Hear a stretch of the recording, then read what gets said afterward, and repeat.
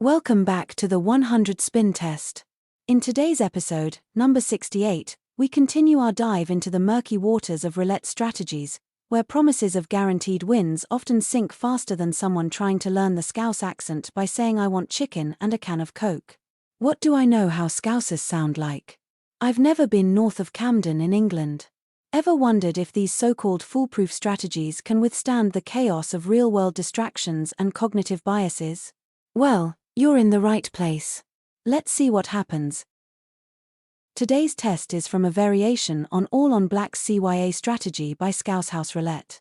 Since I play online, I prefer the European wheel, so we'll use it.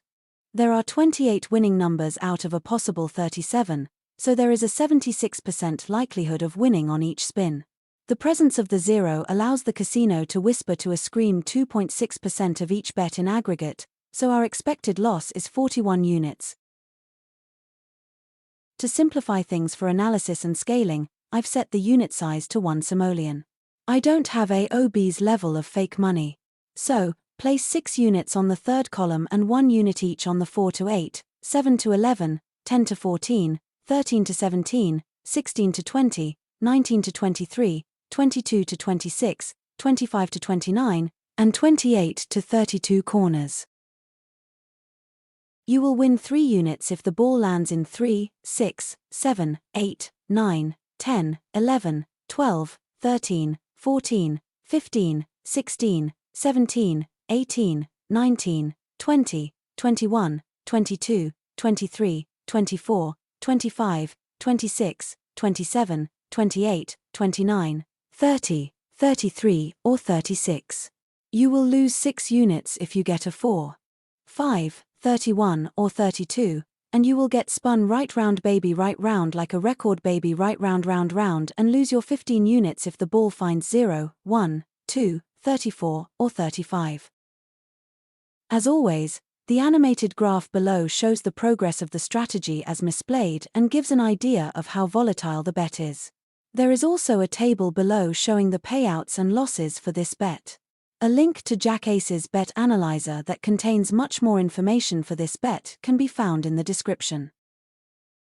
Now let's speed things up and watch the progress. I'll be back at the end to summarize.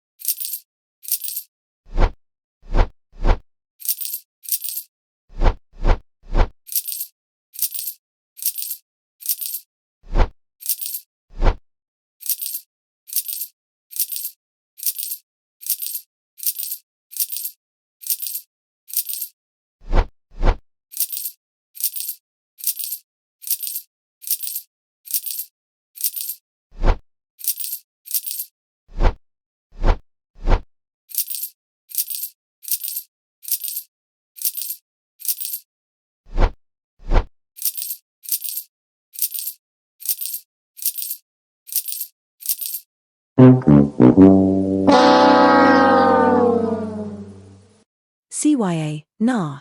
Not even close.